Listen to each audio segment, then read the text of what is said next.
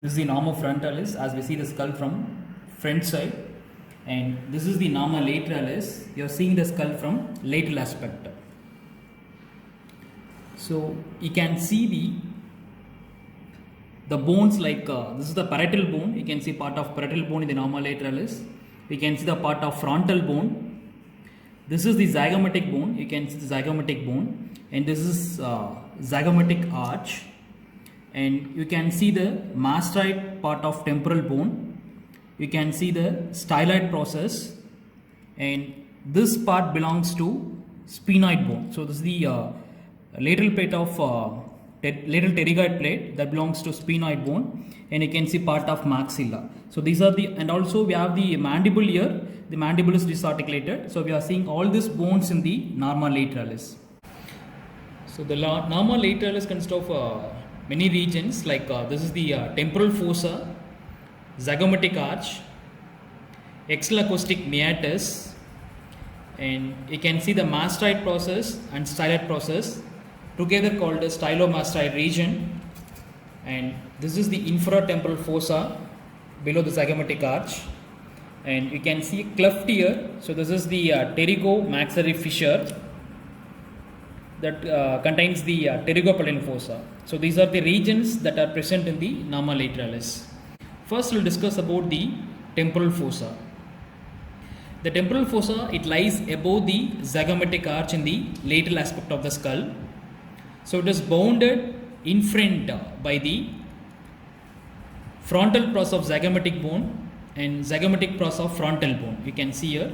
So this is the frontal process of zygomatic. This is zygomatic bone, and this is the frontal process of zygomatic bone, and this is the zygomatic process of frontal bone. So it is bounded in front by both these bones, and below it is bounded by the zygomatic arch, and above it is limited by the temporal line. So the temporal lines, they begin from this frontal bone, zygomatic process of frontal bone, and they run over the parietal bone. They arch backward like this. You can see here they are arching backwards,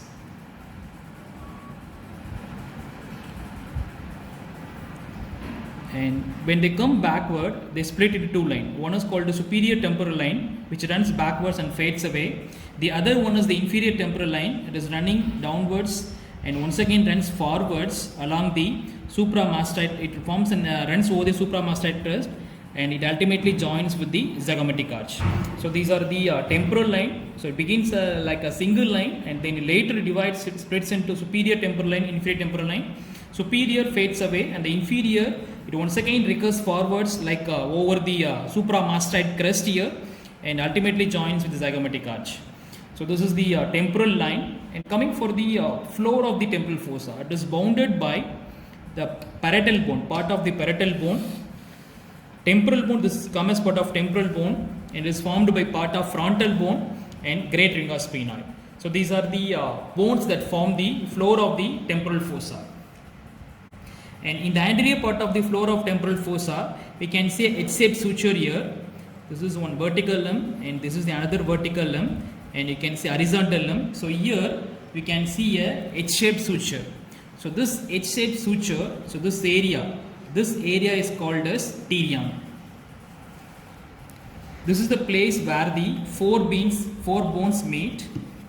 The bones meeting in the pterion are, this is the parietal bone, and this is the frontal bone, this is the temporal bone, and this is the great ring of sphenoid. So this area is called as pterion. So pterion is the most important landmark for the surgical landmark for the neurosurgeons.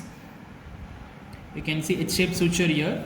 So this bone is the parietal bone, this bone is the great ring of sphenoid, this bone is the temporal bone, and this is the frontal bone. So this area is called as pterion. So it is an important surgical landmark because beneath this lies the Sylvian point, that is stem of the lateral sulcus, and also there is anterior branch of middle meningeal vessel.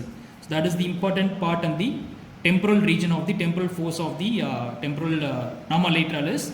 The floor of the temporal fossa, it gives origin to muscle called as temporalis.